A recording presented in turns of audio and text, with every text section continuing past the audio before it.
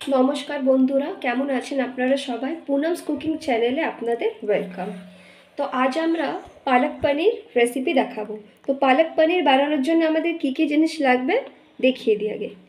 এখানে হচ্ছে পালংকের শাক আমি ভালো করে ধুয়ে রেখেছি।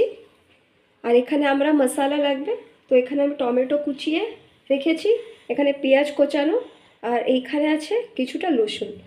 আর এইখানে আমি পনিরগুলোকে এরম করে কিউব করে কেটে দিই। তো সবার আগে আমি এখানে একটা কড়াই বসিয়ে দিয়েছি, গ্যাসের ফ্লেমটা অন করে দিলাম। এর মধ্যে আমি একটু জল নিয়ে নিয়েছি। এবার আমাদের এই যে পালংকের শাকটা আছে আমরা এগুলো এর মধ্যে দিয়ে দেব। এই যে আমরা এখানে পালংকের শাকটা সেদ্ধ করতে দিয়েছি, আমরা একটুখানি ঢাকা দিয়ে দেবো। এটা 5 মিনিট মতো আমরা এটাকে সেদ্ধ করে নেব। যতক্ষণ এটা আমাদের সেদ্ধ হচ্ছে আমরা এখানে এই যে মশলাগুলো রেখেছিলাম এগুলো আমরা মিক্সিতে নিয়ে আমরা বেটে নেব। আমরা এখানে প্রথমে টমেটো নিয়ে নেব, সব আমরা একসাথে নিয়ে এগুলো পেস্ট করে নেব।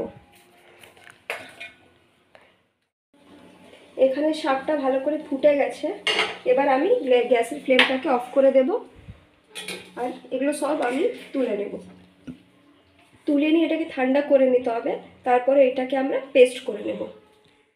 আমরা আবারও কড়াইটাকে বসিয়ে দিয়েছি, গ্যাসটা জ্বালিয়ে নেব। আমাদের কড়াইটা গরম হয়ে গেছে, এবার আমরা একটু ঘি নিয়ে নেব। আমি এটা পুরো ঘি দিয়ে বানাচ্ছি, আপনারা চাইলে আপনারা তেল দিয়েও বানাতে পারেন। আমাদের কড়াইটা গরম হয়ে গেছে, এবার এই যে আমরা এখানে পেঁয়াজ টমেটো আর রসুনটা বেটে রেখেছিলাম এটা আমি এর মধ্যে দিয়ে দেব। এবার আমরা এর মধ্যে বেসিক মশলা অ্যাড করব।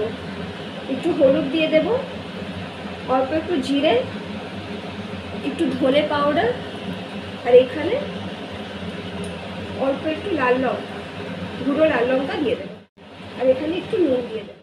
এবার আমি এখানে মশলাগুলোকে ভালো করে যতক্ষণ আমাদের এটা কষানো হচ্ছে, এবার আমরা এই যে এখানে শাকটা রেখেছি এটা ঠান্ডা হয়ে গেছে, আমরা এটাকে এখানে আমার মশলাটা কষানো হয়ে গেছে আমাদের। এবার এই যে এখানে পালকটা বেটে রেখেছিলাম এটা আমরা এর মধ্যে দিয়ে দেব।